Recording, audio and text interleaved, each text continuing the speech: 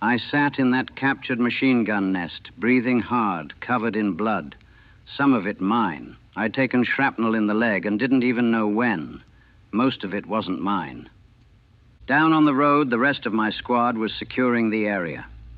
Martinez was still directing them one-handed, refusing to sit down even though he was losing blood.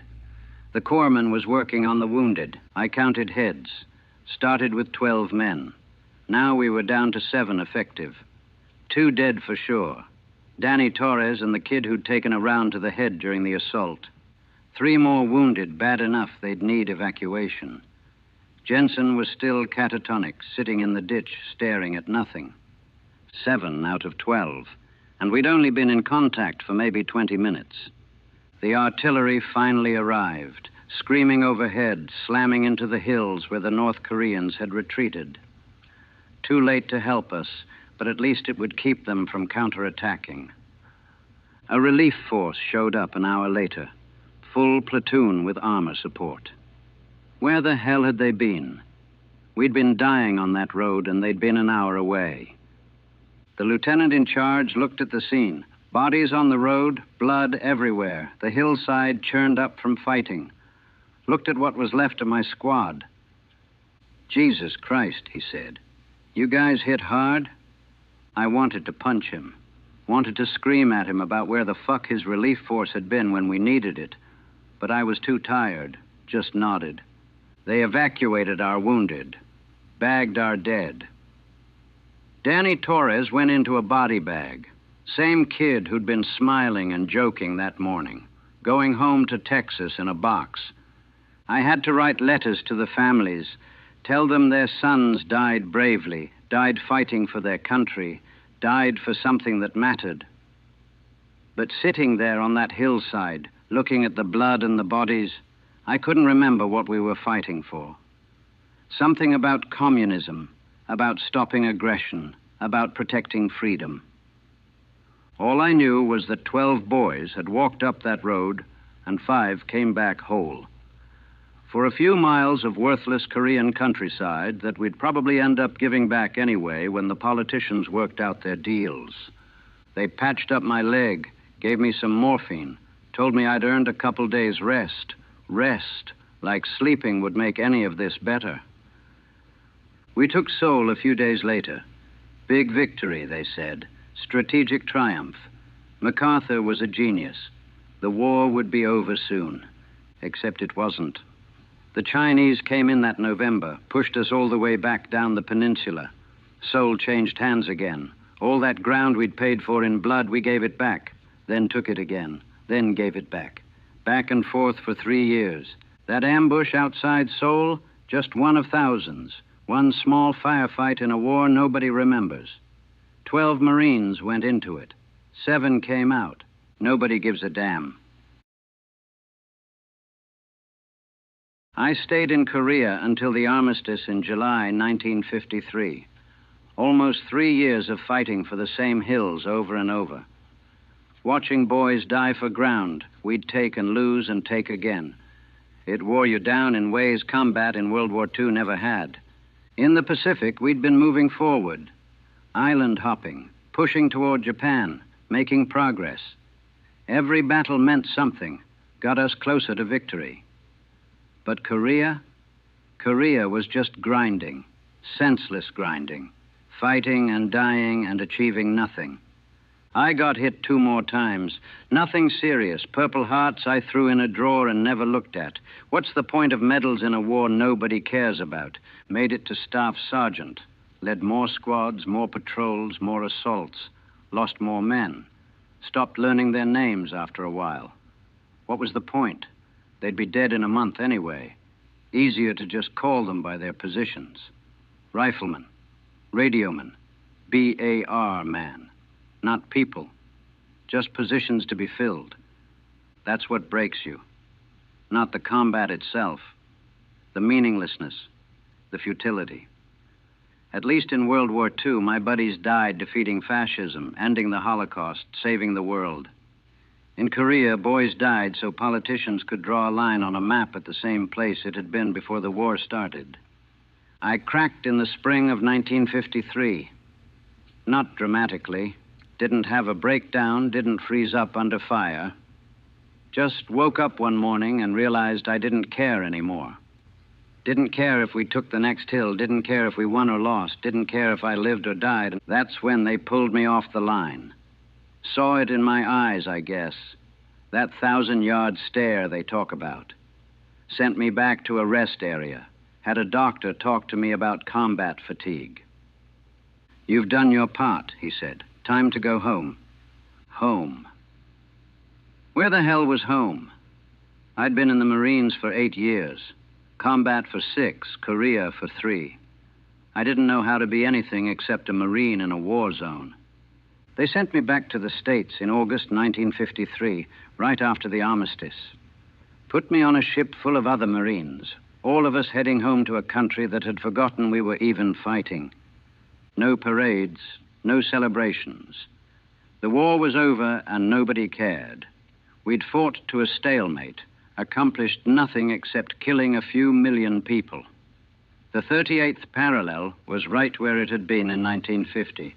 3 years of war to end up exactly where we started. I got off the ship in San Francisco. Nobody was waiting. No family. My parents had both died while I was overseas. No girlfriend, no reason to be in California, except that's where the ship landed. I was 29 years old.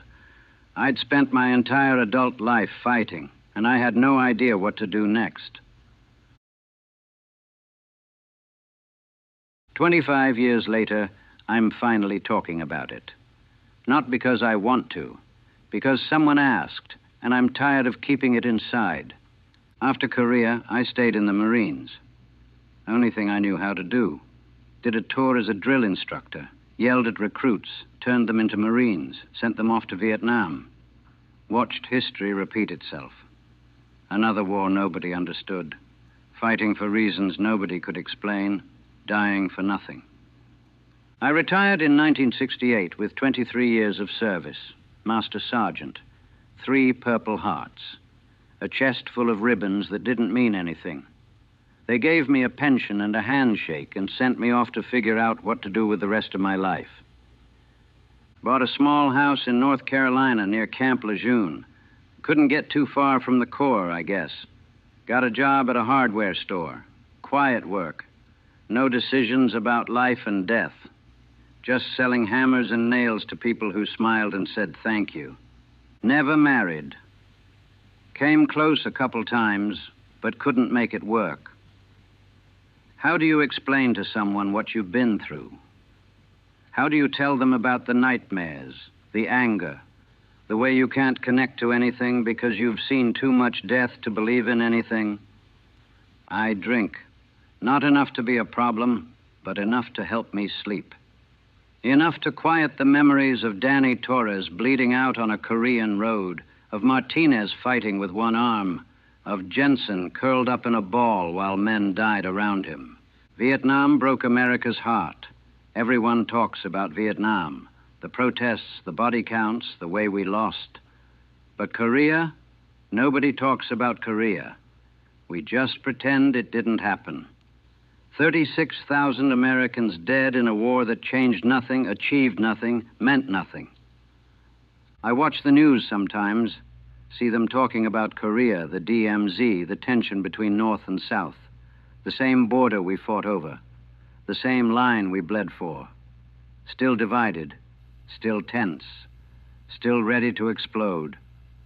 And I think about those 12 Marines on that road outside Seoul. Think about what they died for. A line on a map that's still there, still contested, still meaningless. The VFW Hall has Korean War veterans. Not many. Most guys don't talk about it, don't join, don't want to remember. But we have a few. We sit together sometimes, drink beer, don't talk about the war, don't need to. We all know. Someone asked me once if I regretted my service, if I thought it was worth it. I didn't know how to answer. I did my duty, followed orders, fought for my country. But worth it? How do you measure worth when the war accomplished nothing? I lost friends, lost a piece of my soul, Spent 25 years trying to figure out how to be human again after spending so long being a killer. And for what? So Korea could stay divided? So politicians could claim they stood up to communism?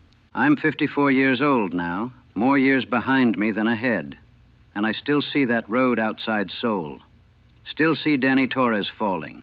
Still hear the machine guns, smell the gunpowder, feel the fear. They call it the forgotten war. And they're right. America forgot. The world forgot. But we didn't forget. We carry it every day. 25 years later, I'm still fighting that ambush. Still trying to save my squad. Still failing.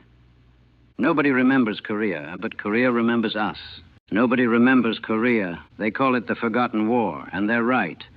Sandwiched between World War II and Vietnam, nobody gives a damn about Korea. But I remember. I remember every second of it. September 1950. I was a sergeant in the 1st Marine Division, Charlie Company, leading a squad of 12 men. Most of them were kids, 18, 19 years old. A few of us were veterans. I'd done a tour in the Pacific at the tail end of World War II. Thought I'd seen my share of combat.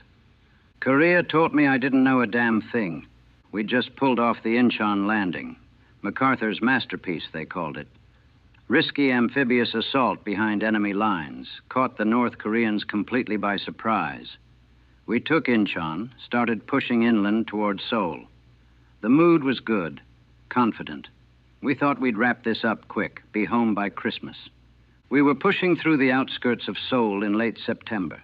The city was a wreck, bombed out, burned, full of refugees trying to flee the fighting. North Korean resistance was stiffening as we got closer to the city center. They weren't running anymore. They were dug in, fighting hard. My squad was assigned to patrol a road on the northern approach to the city. Intel said it was clear that the North Koreans had pulled back. We were supposed to sweep the area, make sure it was secure for the main advance. The road ran through rice paddies on both sides, then up into some low hills covered in scrub brush. Good ambush country, but Intel said it was clear. We trusted Intel. That was our first mistake. It was late afternoon, hot. We'd been walking for hours, full packs, weapons ready but expecting nothing. The men were tired, strung out along the road. Not as alert as they should have been. I should have been more careful. Should have had better spacing, better security. But we were cocky. We'd just won at Incheon. The North Koreans were supposed to be retreating. We thought we were just going through the motions. I was walking point with my radio man, kid named Danny Torres from Texas. Good kid, always had a smile. Behind us, the rest of the squad strung out maybe 50 yards. We were maybe 2 miles outside Seoul when we rounded a bend in the road. That's when the hills exploded. And I learned that the North Koreans weren't retreating at all. The first bursts came from both sides simultaneously. Machine gun fire from the hills ripping into us from elevated positions. They'd set up a perfect L-shaped ambush, let us walk right into the kill zone. Danny Torres went down in the first seconds. I heard him grunt, saw him spin and fall. I hit the ground, rolled into the shallow ditch beside the road. Bullets were snapping past my head, kicking up dirt, ricocheting off rocks. Ambush! Left and right, I was screaming into the radio. We're taking fire. We need support. Behind me, I could hear my men scrambling for cover. Some made it to the ditches. Some didn't. I could hear screaming, could hear the steady chatter of their machine guns, could see muzzle flashes in the brush on both hillsides. We were pinned down, caught in the open with minimal cover. Classic ambush. They'd picked their spot perfectly, waited until we were strung out and vulnerable, then opened up from positions they'd prepared ahead of time. I crawled over to Danny. He was hit bad, chest wound, bleeding heavily. He was trying to talk, coughing up blood. I ripped open a bandage, tried to stop the bleeding, but there was too much blood. Stay with me, Danny, I told him. Corpsman's coming. But the corpsman was 50 yards back, and the fire was too heavy for anyone to move. I had to leave him, had to focus on the squad. Had to figure out how to get us out of this. "Return fire," I shouted. "Find the gun positions. Suppress and maneuver." My men were shooting back, but we were outgunned. They had the high ground, prepared positions, interlocking fields of fire. We had a ditch and desperation. I could see at least 3 machine gun positions, maybe more. Could see movement in the brush, infantry supporting the guns. They had maybe a platoon up there, maybe more.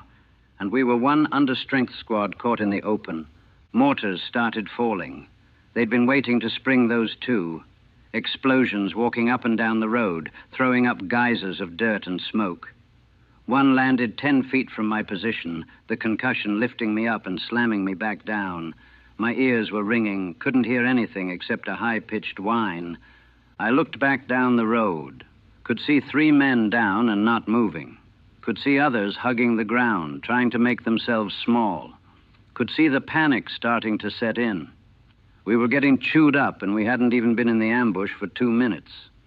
The radio crackled. Command was asking for situation report, asking for coordinates, asking for details. I gave them what I could, told them we needed support now. Artillery, air support, reinforcements, anything. "Roger that," they said. "Help is on the way. Hold your position. Hold the position." Like we had a choice. We couldn't advance, couldn't retreat. Could only stay pinned down and hope help arrived before they killed us all. Danny Torres stopped breathing while I was on the radio. The mortars kept falling. They had our range, knew exactly where we were. All we could do was press into that shallow ditch and pray.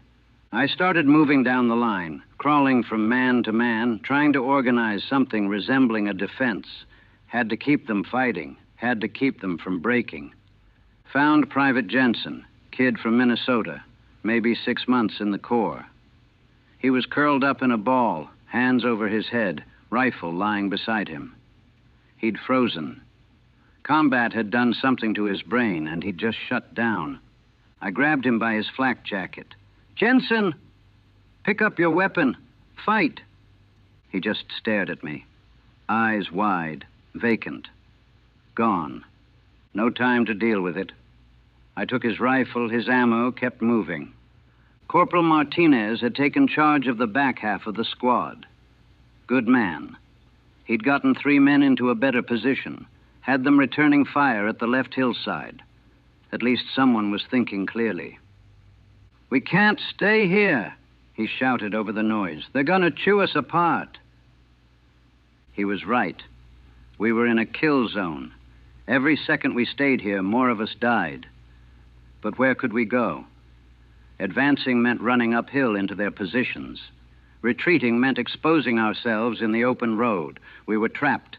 A bullet caught Martinez in the shoulder, spun him around, knocked him down. He was back up a second later, one arm hanging useless, still directing fire with the other. Tough bastard. I made a decision. We couldn't stay, couldn't retreat. Had to go forward. Had to close with them, get out of the kill zone, disrupt their ambush. It was suicide, but staying here was slower suicide. "Martinez, we're assaulting the left position. On my mark, lay down covering fire. Then we rush the hill." He understood immediately, nodded, got his men ready. I crawled back to the front, gathered the 4 men who were still combat effective up here. 4 men to assault an entrenched position. It was insane, but it was all we had. "Fix bayonets," I told them. "When I blow this whistle, we go. Don't stop, don't think. Just run and kill everything that moves." I could see the fear in their eyes. They knew what I was asking, knew most of us wouldn't make it, but they fixed their bayonets. Young men, boys really, preparing to die.